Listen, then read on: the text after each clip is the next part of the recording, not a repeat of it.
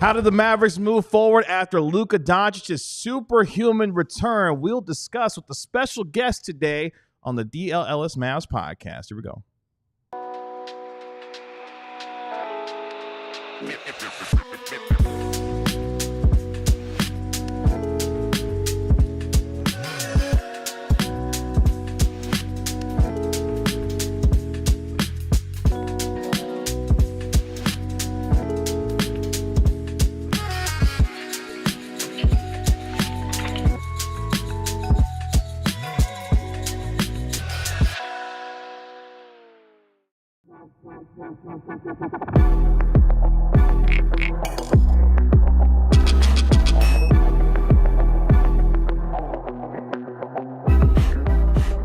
Hey, what's up, DLLS Mavs Nation? It's your man, Kevin Gray, alongside Mavericks beat writer Tim Cato, and our special guest today.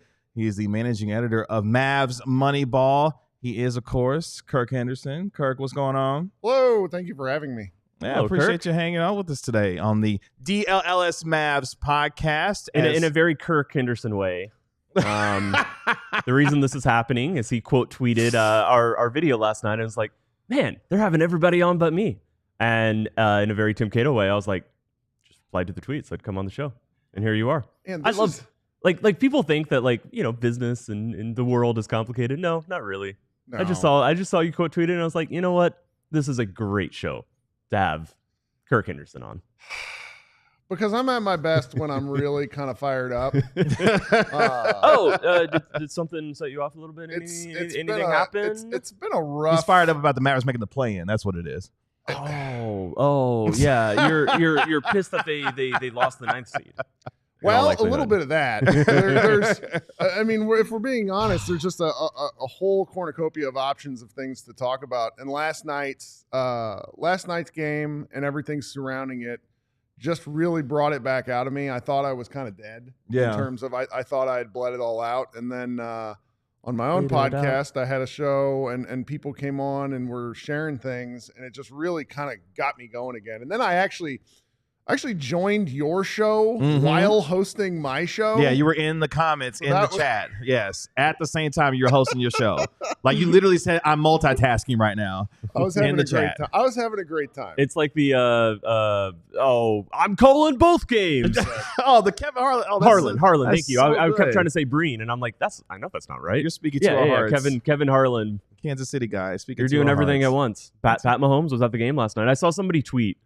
And it wasn't a big account. I don't know if, I'm just going off what they said, but they said they kind of read the lips of a Mavs employee after the game, going up to Luka and saying, Patrick would love to say hi.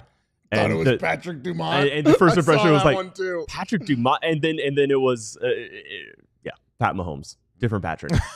I'm calling both games. Shout out to Kevin Harlan.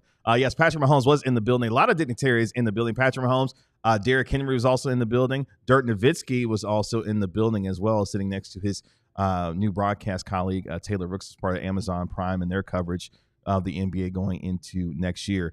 Hilarious video, by the way, that has to do with John Morant. Go look it up on social media, and you know what I'm talking about.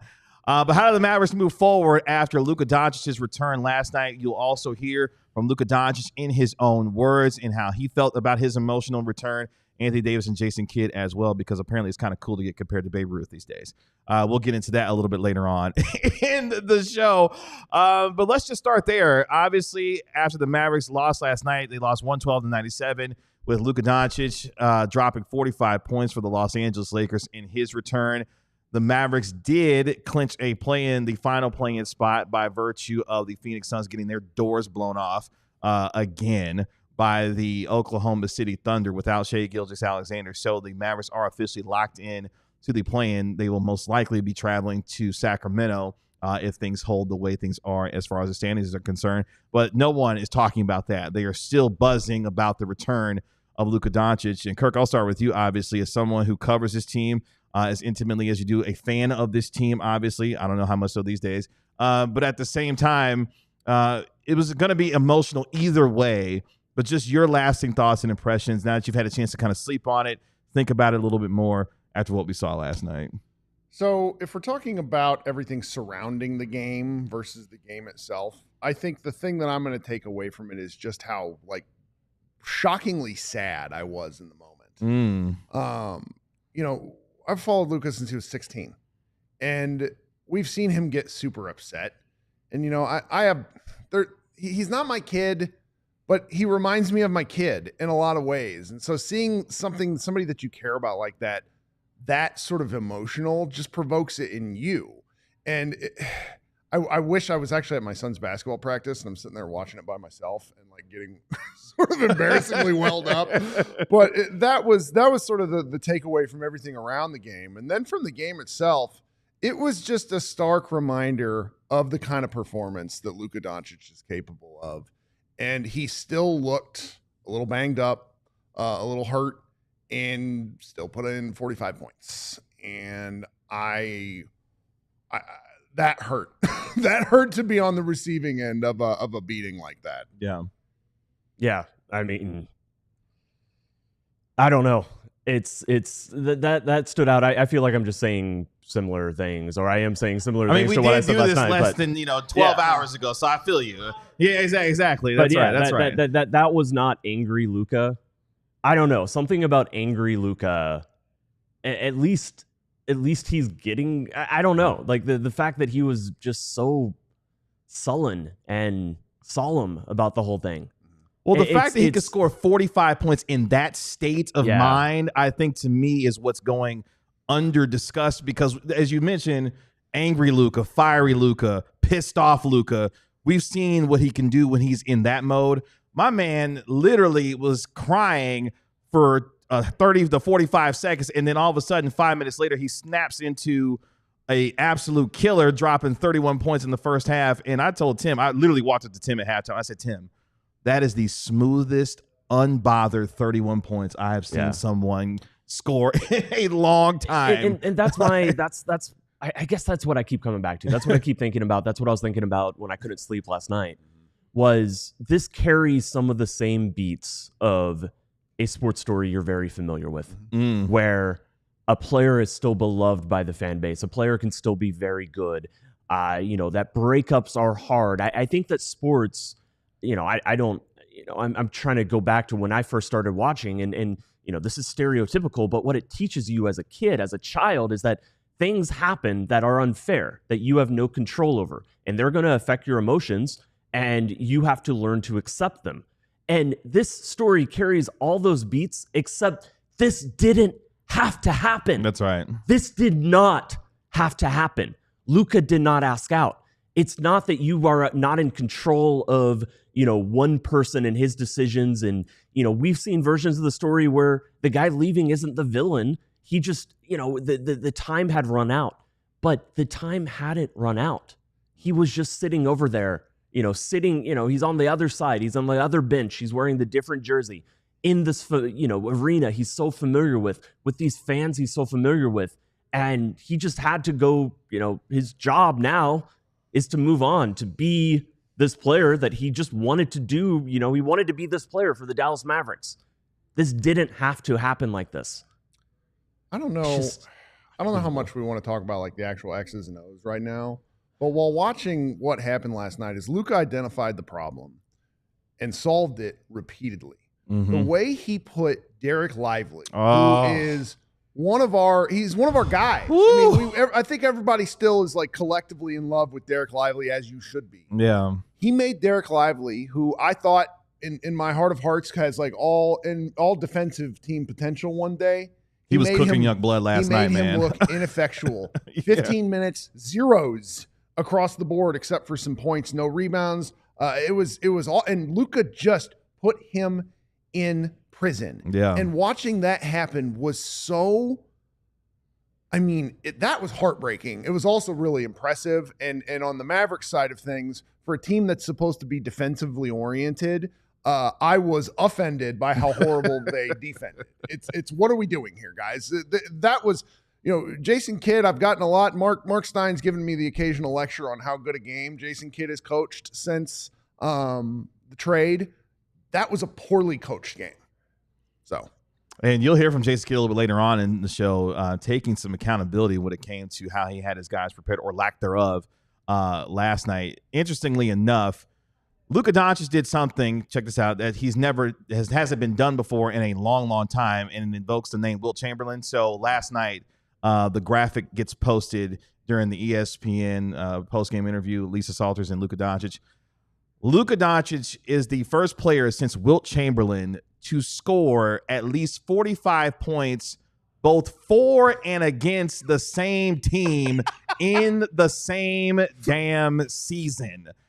I looked at that statistic at least 5 times. And I said, wait, what? He did what? But yeah, he scored 45 points, becoming the first player since Wilt Chamberlain to do it both for and against the same team in the same season. And this is one of those instances where we live in a world where everybody does the first time a player has scored, 35 points and had 7 rebounds and 4 blocks on the Monday night of the full moon. That's and right. You have all these qualifiers. This one's a pretty simple one. And you want to know why it's the first time or the first time since Wilt? Because you don't trade players who could get 45 points on both sides of the trade deadline. Those players aren't traded. They aren't traded in the middle of the season. So that's the media literacy to this one, is that, it's not that, there have been players who have scored 45 points in December and April. That happens actually quite a bit. There's, long Luka list. did it all the time. Not that long of a list, but, there's a list of those players. There is not a list of those players who get traded. Those are the kinds of numbers and statistics that just make you, your mind just spin because, as you mentioned, Tim, it didn't have to be this way. And then seeing on the other side, and we'll get to some of this as the show goes on as well, the other guy for the Mavericks, and Anthony Davis, was also playing against his team for the very first time since this trade. And I know we had talked about it a little bit last night in terms of... He played last night? He did play last night. The X's and O's I thought the Lakers put forward in terms of defending him was similar to how the Lakers defended Nikola Jokic when they beat up on the Nuggets, about a month or so ago. But I thought at times Davis was passive in the game. The lack of aggressiveness that I thought would be there given the fact that we knew how much emotion was going to be in the building.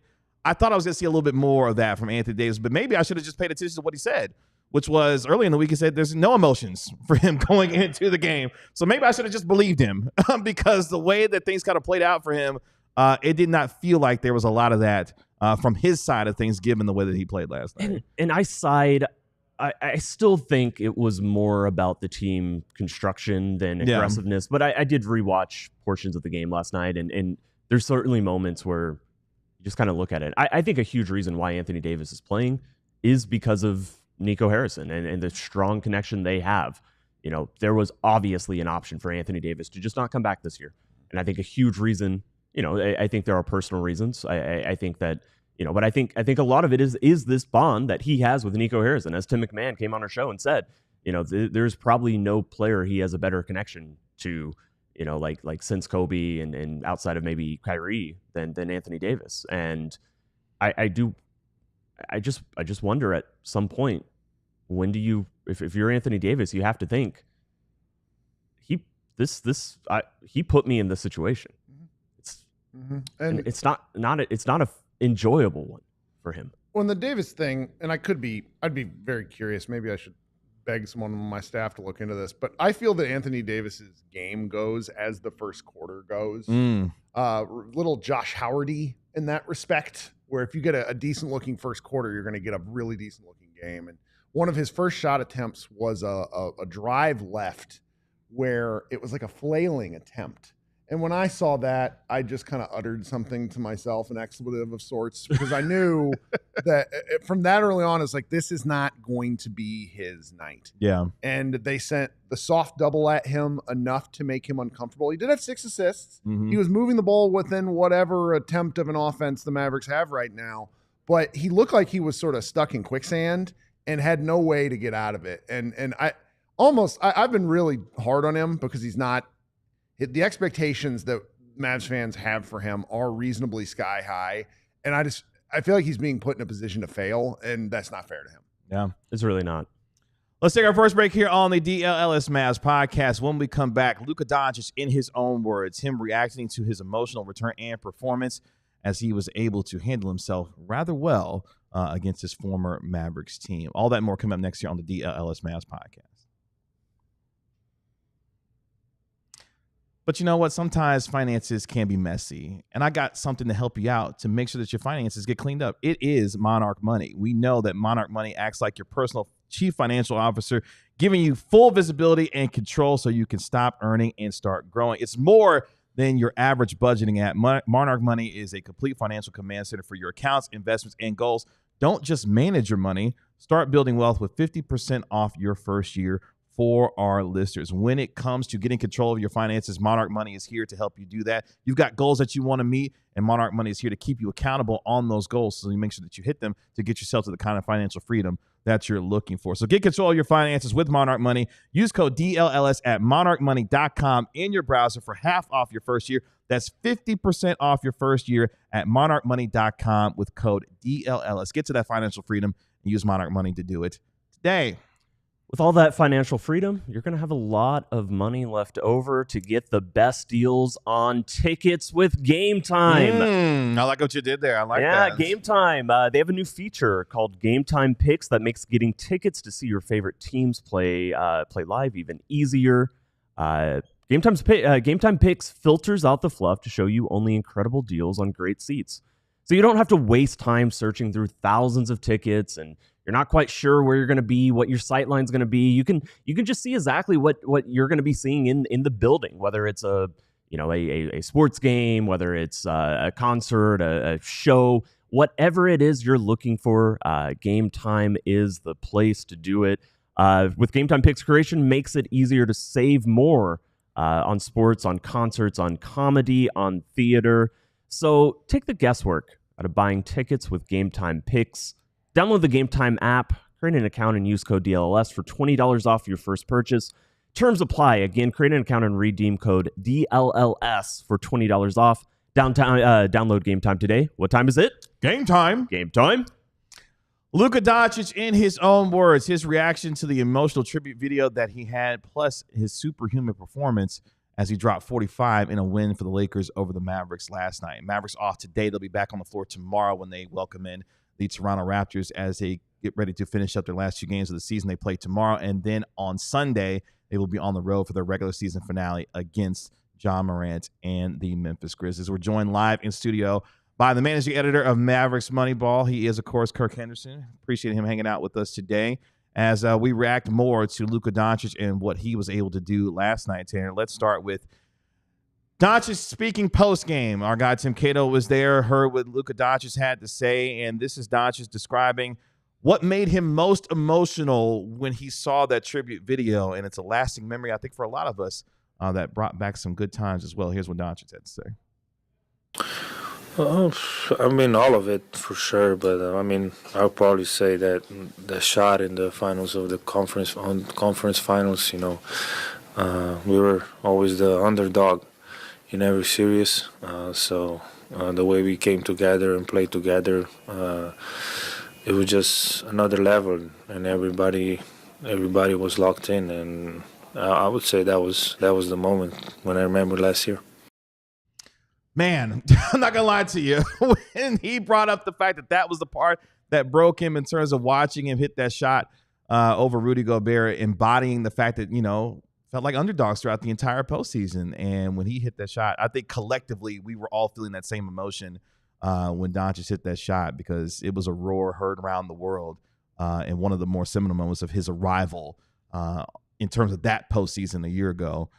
Kirk, your reaction to that? I mean, I hadn't seen that yet. It's wonderful to get upset again in real time here with friends, and knowing what we know. Do you need a towel? Do we need to ask the one of the ball boys? Yeah, they give some tissue. As you sit here, that's right. God, and he's sitting there with cameras in his face and everything, and still crying. Oh my God! Seeing the reverse shot was wild. It was like realizing that he was just completely surrounded by and he lenses. Still was able to have the presence of mind to kind of keep himself together. He had the camera, he had the towel over his mouth. Like reading the quotes is one thing, hearing them and seeing them is something else. And once again, all it really does is provoke a level of anger within me, because my understanding is even by that point in the playoffs, there seemed to have been from Nico Harrison a desire to move on. And so you're watching this, you're remembering the memories, you're seeing all these really just special things that we're statistically unlikely to see again as Mavericks observers, whatever you want to call us. And I just can't help but get mad. It's tough, man. It's tough because look, as you mentioned, you watched 6.5 years of the exploits and not only taking the team to the finals alongside obviously, Kyrie Irving, but feeling that all of that just got cut off. I mean, literally in the middle of the night without warning. And then having to deal not just the emotions of his return, but the immediacy of the return. I mean, the trade happened on February 1st. He was playing against the Mavericks 24 days later on February 25th. Yeah. And then less than 2 months later, he's playing against them again. And being able to have the time to process those emotions somewhat and then doing what he did. Yeah. There's one question I wanted to ask you. I think it fits here. And this is something you've talked about. But you run I used to run Mavs. Yeah, Tim's my boss. Way many years ago, I was technically the boss of Kirk. So it was great. So anybody who gets annoyed at Kirk, you can actually get mad at me. I'm you responsible. Created this is what you're saying. I am the Frankenstein here, or he's just the monster. So what I wanted to ask though is that this Luka trade affected an ecosystem bigger than just the team. Yep. Just the fans.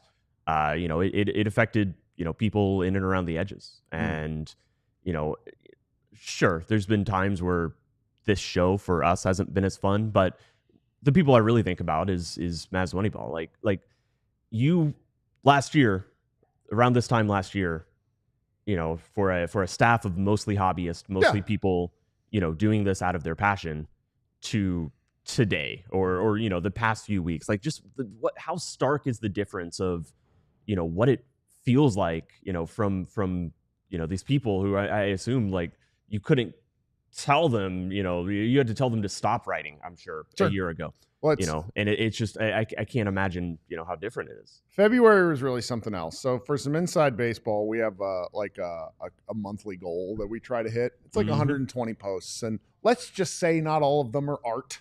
Some of them are, quick aggregation posts, 300 words, whatever. The month of February, in 28 days, we had close to 160 posts from our staff writing, pouring out emotions, feelings, thoughts, reactions. And then March rolled around right after that first Luka game, and it was and then the last couple of days, the emotions and things have turned back on. But for a group of a fan base that likes both the basketball and the drama, because when you cover a sports team, there's all sides of it. Basketball has kind of an alarming amount of drama to cover when you think about it. But there's also a lot of keeping up with the Kardashians for guys, keeping up with the NBA, genuinely. In a lot of ways, they like to thrive off that drama. yeah. I mean, this is a core part of the NBA's product. Yeah. And there's a lot of X's and O's stuff to cover as well. Mm-hmm. And one of the things that I found very interesting with our fan base is there's over the last several weeks, there's been some new basketball things to cover. Because when you cover Luka Dončić, let's just be candid, there's a certain kind of way you're going to play basketball and you get used to it. And it's one of these things where the last several months, I guess it's only been 70 days, the last like 4 weeks or so has been calmer, quieter, and me having to slowly poke people. Now I live at this edge of desperation where I very much hope the Mavericks don't trade their draft pick, because I now want to talk about draft guys when this season's over. So the emotions around the Luka stuff have finally started to taper off. The last night really brought it back up. I hosted a show where fans came on for about an hour and a half, just sort of talking about things. And you saw the whole spectrum of people. We had one guy come on talking about how this has effectively ended his relationship with the Mavericks. He misses the fans. He misses talking with other people because, fandom kind of brings this all together. Heck, that's DLLS's entire business model. And he was just talking about how sad it made him, but he doesn't think he's going to be able to come back. And another guy came on, his name's Glenn. He said he's 46, and he said, basketball is what he talks about with his father. And his father, I think, was an usher at the old Dallas Reunion Arena. Reunion. And he would go as a kid. And he's just like, I can't jettison this. It makes me angry, but this is important to me that I hold on to this. So the next several months, I think we're going to see that sort of emotion. Hopefully people will come back on board. But it's just I don't blame people who say, you know what, this is not for me anymore. Luka Dončić on whether or not he has achieved closure with his return last night and his performance against the Mavericks. Here's what he had to say. It's a hard question. I mean, for sure it's a little bit more, talking about closure sometimes hard because, like I say, I spend a lot of time here, great moments.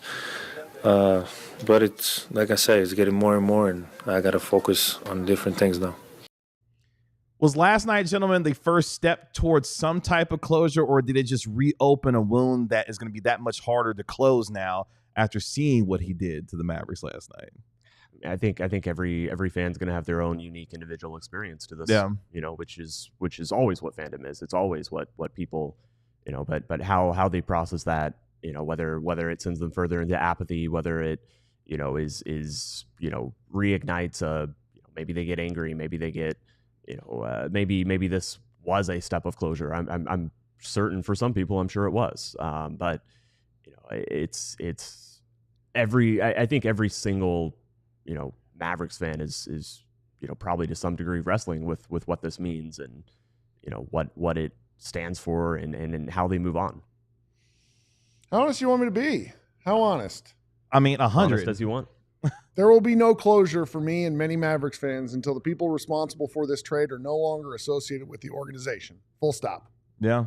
Every time I see a certain general manager hiding in the tunnel, every time I see a particular head coach acting like, oh, this is just another trade, I'm not interested in it. The end. I think a lot of fans share that same sentiment. Full stop. When it comes to the fact that the individuals who are responsible for this trade are still there, and there will be no reconciliation with the franchise in its entirety until those individuals are removed one way or the other. And that's simply how it's going to be for some folks here. Could I ask a question, though? Yeah. I had the thought last night that had the last several months been handled differently, i.e. the Mavericks maybe not being quite so silly with some of the fan protests, etc. If they would have let the Mavericks rage burn itself out, would last night have happened and been as emotional as it was for the fan base? I don't think it would have been, because instead there's been a boiling point reached as everybody has been poked and prodded and insulted instead of just, okay, this is, we did it. Here's why we're moving on. It's just managed to get worse and worse. It feels almost like a political scandal. I have two thoughts to that. First is that I've said this a lot, but some of the PR that had to happen for this trade had to happen on the court. And if this team was healthy, yes, I think that this would be different. If they're healthy and good, it would be a slightly different context. Okay. But I think that was always going to be necessary, that this team immediately had to ball out and show, we're the second best team in the West, because they were the second best team in the West. And, despite all the injuries, like there's no doubt in my mind, they were a top 2 team in the Western Conference before they made the trade. So I think that was first a necessary part of this whole thing.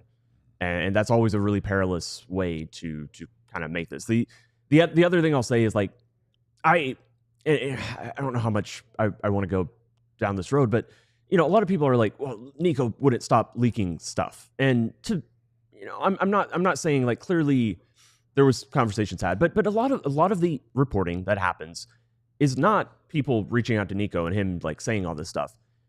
For this trade to happen, it's just that this info was already out there.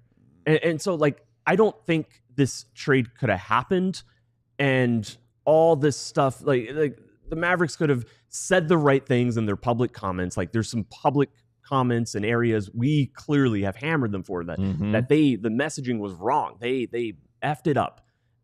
But I think the reasons for the trade were always, the trade doesn't happen without those reasons, and those reasons were always going to be found out and come out. And so it's, to me, it's just inseparable for the trade to happen and for the reasons for the trade to happen. Like, those are always connected. It doesn't matter how good the PR push was.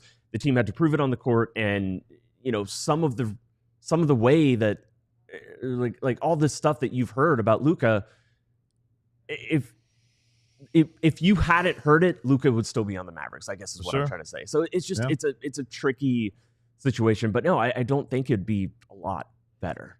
I saw Daniel Gafford had that epic back-to-back block sequence. Yeah. And the crowd went nuts Yep. for the Mavericks, not the Lakers, not Luka, the Mavericks. And that's in my head that there's some there. There's something there. We're not like, this is not an empty vessel. Yeah. There are people that want to support this team. We as a fan base just have to stop being antagonized all the time. Yeah. Let's take our next break here on the DLLS Mavs podcast. When we come back, we'll welcome in our Mavericks analyst, Bobby Curla, as well. And a little bit later on, you will hear from Luka Dončić from his post-game interview. But coming up next, you'll hear from the Mavericks in their own words, what Jason Kidd and others had to say about Luka Dončić and his return. All that and more coming up next year on the DLLS Mavs podcast. But if you want to be like my guy, Bobby Curla, and make sure you win yourself some money, you got to do it when it comes to Sleeper. The best fantasy league platform out there allows you to put your ball knowledge to the test by picking whether your favorite or least favorite players will have more or less than their projected stats each week. If you took Luka Dončić to have more than 45 points, or at least 45 points last night, you were a winner when it came to Sleeper. The more picks you combine, the more you can win with Sleeper, all the way up to 100 times your money to keep you in the loop with instant alerts and breaking news for major injuries, so you can stay ahead of the game and keep track of league updates in real time, so you're always ready and informed to outsmart your friends. So if you think you have what it takes, new users can download the Sleeper app and use code DLLS Mavs to get $55 off in free entries when you place a $5 contest. It can apply to any contest as well. It doesn't have to be your first one. Remember, terms and conditions apply. See Sleeper's terms of use for details. Currently operational in over 25 states, so make sure you check out Sleeper today. The richest weekend in rodeo returns for 1 weekend only at Globe Life Field. Don't miss. So you put it on. All right. Put it on my head. It's fine. I can't reach down there. All I've right, got a computer in my lap. Read. Don't miss the world's top rodeo athletes compete against the brightest rising stars in the sport for over $3 million in prize money. There we go. Oh my goodness. World champion. I'll throw him off.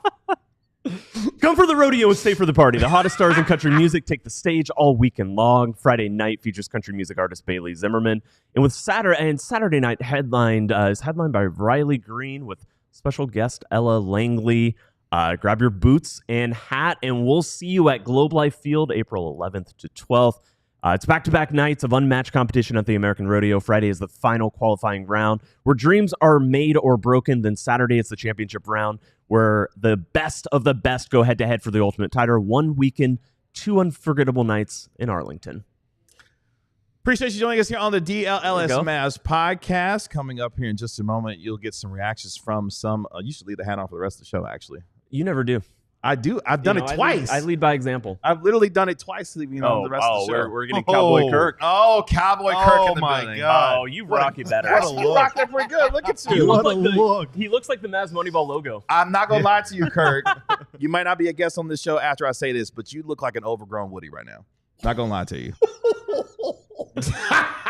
I like it. Compliment. Yeah. He looks good. I mean, the hat. Woody is a handsome man. We don't talk enough about that. Really? We probably talk enough about that. Yeah. Better Toy Story looking character, Buzz Lightyear or Woody? I'm going to go with Buzz Lightyear. He's got the jawline for it. Is that what we've been talking about for half an hour? No, it is not. Yeah. No, it's not. Yeah, we keep saying we're finally going to lock into Luka talk, but it's A lot of Pixar. Well, we're avoiding. We're procrastinating. Well, look, Luka was locked in last night. That's for damn sure. We're joined by our Mavericks analyst, Bobby Curla, here in studio with us as well. That's right. What's up, Bobby What's up, Kirk? is here, along with our special guest, Kirk Henderson, the managing editor of Mavs Moneyball. The Mavericks, in their own words last night, as the Lakers, of course, won 112-97, and Luka Dončić's return. The quote of the night, gentlemen, came not after the game, not during the game, and it didn't come from Luka Dončić. It came from Mavericks head coach Jason Kidd when Mac Engel of the Fort Worth Star-Telegram posed this question when it came to what about the hope that Mavericks fans used to have when 77 was here? What do you say, Jason, to the Mavericks fans who may not necessarily have hope now that 77 is gone? Take a listen and look to this answer from Kidd. For fans who are still really upset about this trade, maybe feel, I can't think of the right word, hopeless or whatever, it's kind of dramatic about it. Would you tell fans about the state of this team and its future without 77? Yeah, I think with 77, there's a lot of hope, right? With Luka, there's a lot of hope. This is a business. It happens, right? Trades happen. This won't be the last trade. Some are comparing it to Babe Ruth, which is kind of cool. But like when you look at just the business of sports, change happens. But when change happens, it's the ones who can carry on and keep moving forward. Those are the special people, right? Fans are going to be fans. They have a right to boo. They have a right to cheer. Hope is still in that locker room. AD is not a bad player. I think he's top 75, if I recall. He's won at every level. There's different opinions of how things were handled. That's always going to be a conversation. But when you see those guys in that uniform with the Mavericks, those guys play hard, and they play together, and they're trying to find a way to win. And so there's hope. There's still hope. And there will be hope 10 years from now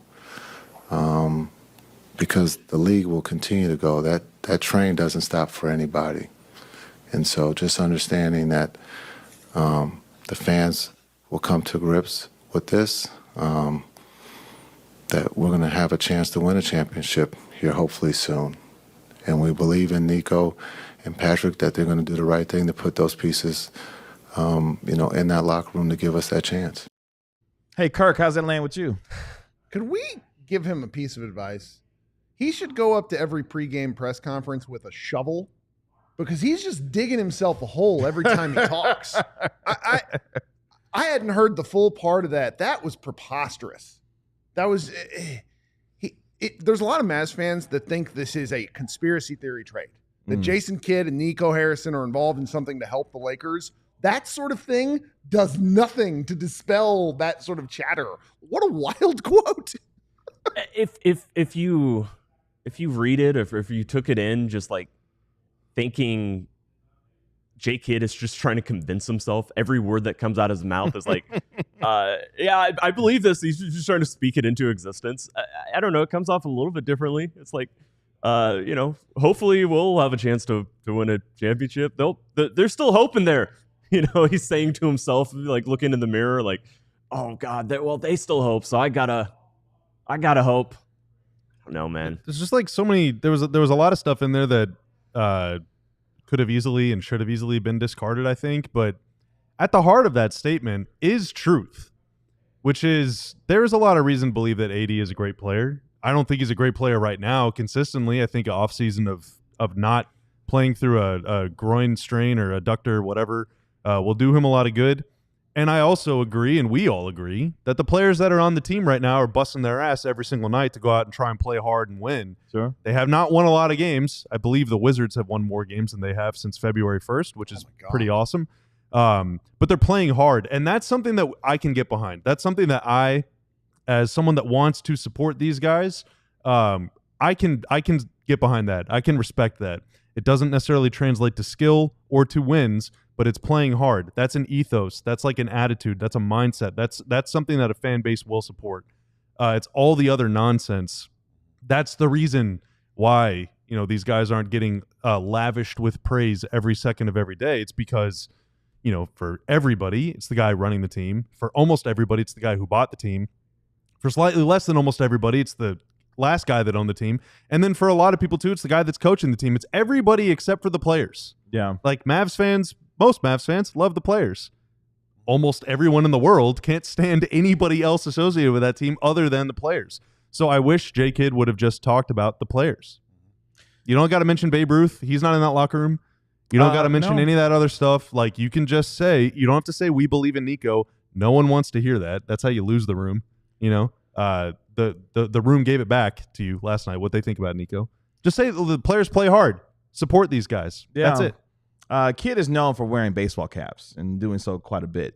So I would believe he kind of understands the idea of what his reference was when he made that statement. Because if he does and understands the sport of baseball and the history of the game, that whole Babe Ruth Red Sox thing, ask the Red Sox how that worked out for them for 86 years. And then come back to me. Or in this case, it may be 77, given the way that this has gone down between the Lakers and the Mavericks. But hey, he said what he said. He also said this. Does he regret, or does his organization regret, trading Luka Dončić in light of his performance last night? Here's what he had to say in response to Tim McMahon's question. No, I have a job to do, and that's to coach the players that are in that locker room. We've gone through the groceries, right? So the guys in that locker room, I got to put them in a better position to win. I just didn't do that tonight. We're getting healthy. We're getting off a minute restriction. And so we have 2 games left to get things going in the right direction before we play Sacramento. And so that's all we're worried about. Understanding all the emotions and all the attention on this game. This game is over. There's nothing we can do. He's not coming back as a Mav. He's with the Lakers. So we have to move forward. That's what we've done. Oh, God, that was bleak. Some accountability from Kidd in some of that statement last night. In terms, Kirk's like, what? Oh, that was what's the meme? We're all looking for the guy who did this quote. That was. He did use I statements. He did. J Kidd at his most cryptic and sassiest is gonna say they.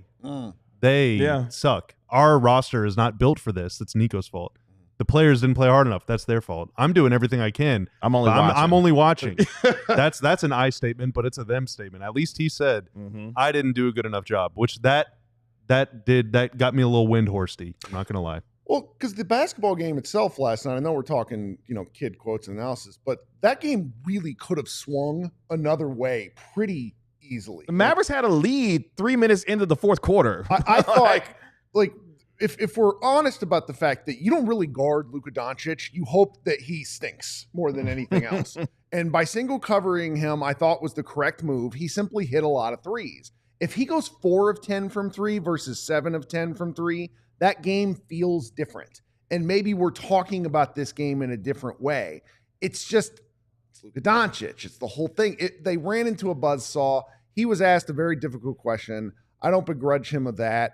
But at the same time, I do want to, it's just a big I told you so from everybody that has these things called eyes where you can see that Luka's good.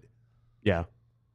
This is not directly related, but I did think that layup Luka had where he drove around a double or around a trap and then finished essentially at the rim, kind of from the right baseline side.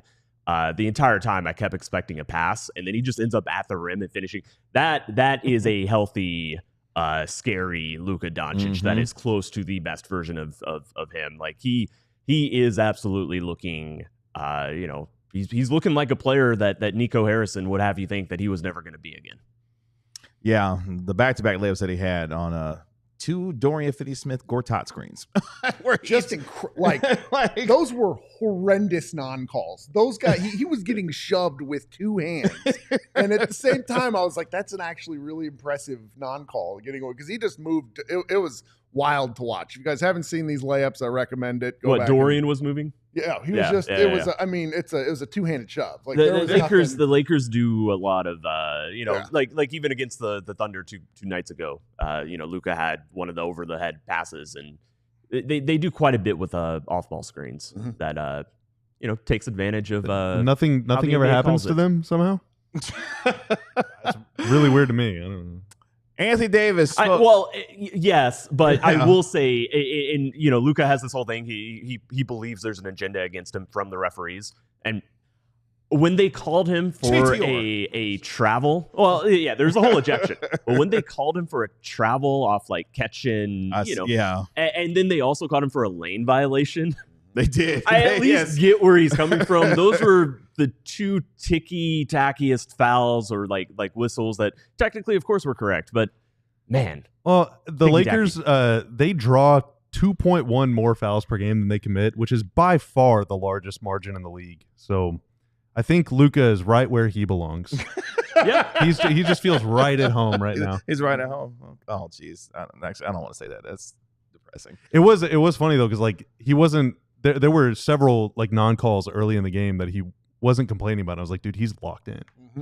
He's not even. He is absolutely locked in. The key to Luka Dončić locking in, and the Mavericks should have figured this out while he was here, is make him cry before the game. They tried that before the game, and guess how that worked out? Yeah, he went for 45. because my man was bawling his eyes out when he saw the tribute video. Oh, from ballin' to ballin'. Oh, that's good, Tim. That's good. I like what you did there. Let's take our final break here on the DLLS Mavs podcast. Hey, guess what? The Mavericks actually did make the play-in last night by virtue of this. Hey, celebrate, Tanner. There you go. Tanner celebrating across the room. That's right. So how do the Mavericks move forward? Plus, we hear a little bit more from Luka Dončić after the game from last night. All that more coming up next year on the DLLS Mavs podcast. But first, holy moly, we got 350 people in here watching with us. There was a ton of y'all hanging out with us last night. We're doing pre and post game every single game that's left, which could be 3 or it could be 25 or something. But we're going to be there every step of the way right here live on YouTube 5 times per week. All this stuff is going to be free. If you want to take your support, though, for us one step further than just liking the streams and subbing to our channel, we can scan the QR code right there. Click the link in the description below or go to alldlls.com/diehard.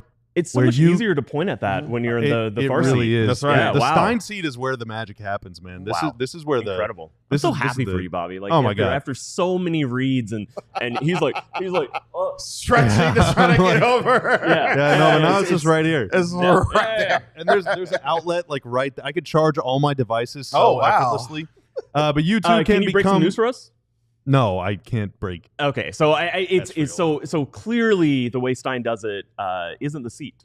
No, the seat does not give him some powers, other thing about These are Mark not Michael Stein Jordan that causes him to shoes. break news rather than sitting in the fourth seat. Yeah. But you can become a diehard. When you do, you will get a free shirt. We got almost 40 shirt designs to choose from. You get a discount on any other stuff you could ever want. You get to read the entire website, all the stuff that Tim writes and others covering the Mavs, the Stars, the Rangers, and the Cowboys.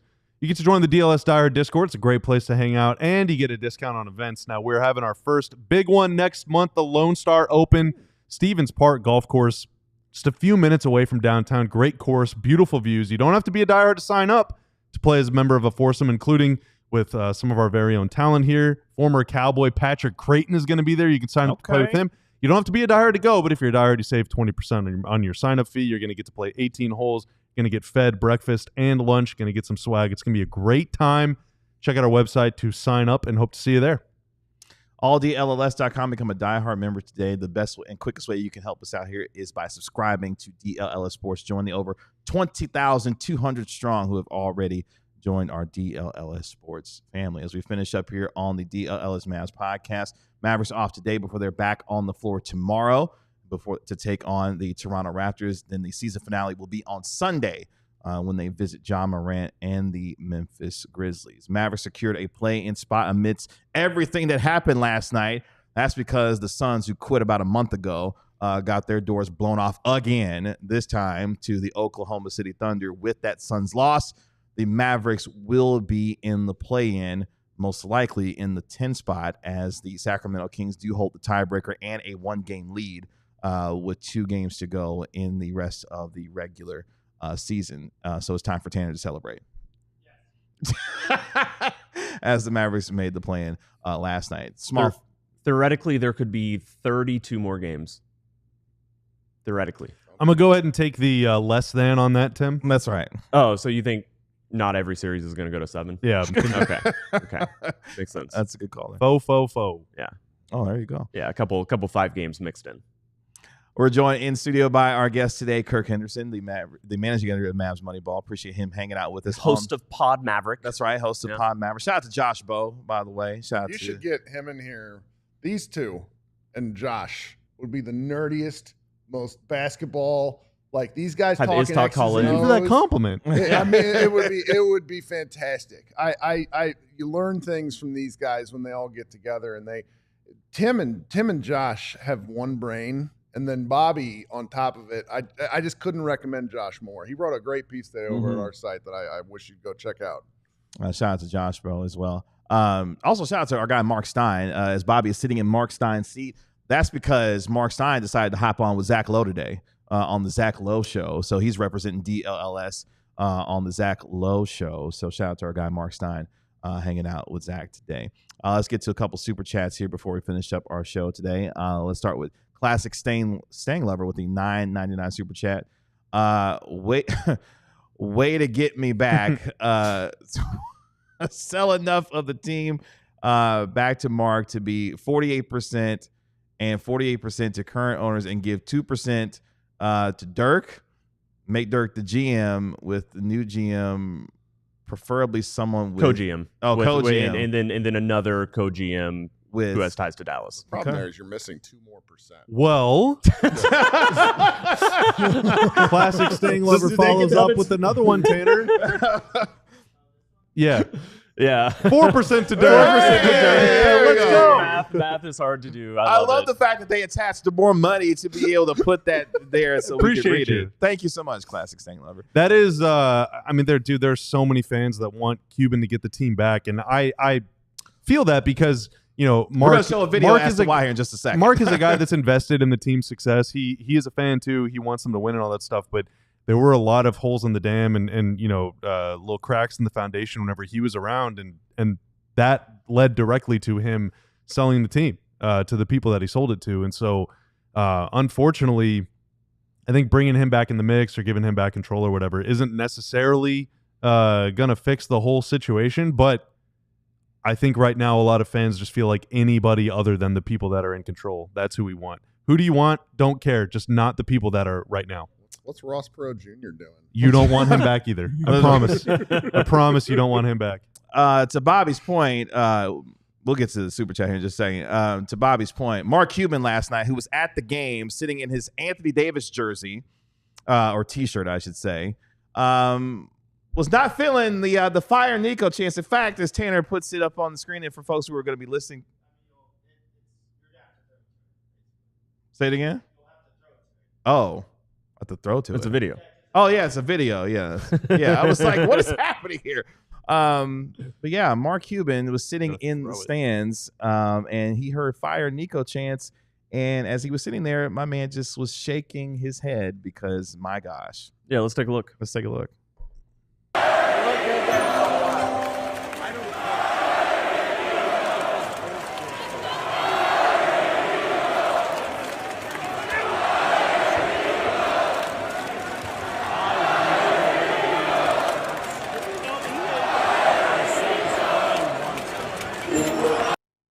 I would give anything for the angle to be like 1 degree to the left to see what Mark said as he leaned back. I want to know so bad. Yeah, can blame we turn that on zoomer with the mop top? Can we do closed captioning? I need subtitles for what security cam. Yeah. Obviously, as you heard, the Fire Nico chants raining down. By the way, those started within 4 seconds of the game last night. LeBron James got a breakout for a layup. PJ Washington fouled him. As soon as LeBron stepped to the line, Fire Nico chants broke out. And Cuban just sat there and clearly highly upset, because I could only imagine every time he hears those 2 words uttered, he thinks about the day that he had Nico Harrison put pen to paper to become the general manager of this team, and what has happened since that day, because he's not running basketball operations anymore. I'm talking about Mark Cuban, that is. But yeah, that just gives you some of the imagery from Mark Cuban's standpoint last night. As you guys were watching that, Kirk, what was your reaction as you saw that start? I didn't see it till right before bed, and I just started cackling because I personally am not particularly a fan of the Mark Cuban "Let's Rewrite the Narrative" tour that's going on, where every show he goes on, he tells a slightly different version of what's happening. I'm not interested in him flooding the zone. That's what he did around here for 10 or 12 years. And it used to drive me crazy because it was some Jedi mind trick stuff. And with respect to our fan base, they want to believe. And I just, enough, Mark. Enough is where I am. That's make the team a public Look, trust. He lived up to his name. He was a Mark. He did so many great things. It's like, enough. And he's sad that he's part of the story, and I don't blame him wholeheartedly, but he is part of it, and he can't absolve himself of that fact. It would be easier to feel bad for him, to really just sympathize with the guy, if he hadn't just given an interview where he says, he feels great every time he checks his bank account. Yeah. Like, that's awesome, man. I'm glad that you get to do that, but the rest of us normies, we just feel worse whenever we check our bank account right now. So, can't relate, pal. You know what's funny? It better be funny. That better be funny. Better be funny. So much of Mark's identity, is that he is the billionaire you can get a beer with. He's just like you. This trade, the past few months have been so devastating. I think he's losing his grip of this identity that is so important to him. To be I'm just a normal guy. I've got $1 billion, but I'm just a normal guy. I love sports just like you. I grew up as a Mavs fan and bought the team because I love basketball so much, and I'm buddies with the players, and I love to have a good time. Like this is who he is. When he toyed with running for president, this is like the identity that he was going to go use. And I agree. Like this trade, all of this has been so bad that even Mark is even that that facade or that image that he curates for himself is slipping. He doesn't know what to do. You don't get to say in a public Facebook argument, I lost hundreds of millions of dollars as you pocket billions of dollars. Right. Yeah. We don't care. Yeah, that's just called like a good investment. Right. Congratulations. So, yeah, that's awesome. You're just bragging. I disagree, Johnson. No offense, bro, but thigh-high shorts with the camera dead in front of you. I think it's great. I love that you're showing off the legs, Kirk. Skies out, thighs out. I love it. Also, the idea that my man gave a discount so that he thought he could run basketball operations on the idea of a handshake deal. Yeah, is bad business, wild man. to me. If you want to smile wider looking at your bank account, you should have sold it for what it's worth. That's 100%. There's a lot of things over the past few years that probably should have been brought to the open market. If they had to happen, maybe not close. This is actually the first time I thought about this, the way that the secret handshake, secretive deal happened for Luka, but it also happened selling the team. A lot of secret dealings around this team it these was days, literally announced. Like I think, at least for that one, I had heard like a few days before the sale that it was likely to happen. Like, let's get to our last super chat of the show for today. Crazy. Thank you, Cozy, for your contribution. Luka didn't have any sleep, was emotional and probably angry, but dropped the easiest 45 points in the W while Nico was hiding in the tunnel. Yeah. Yeah, it's tough, man. I mean, I think, Donnie Nelson never really sat in the crowd during games.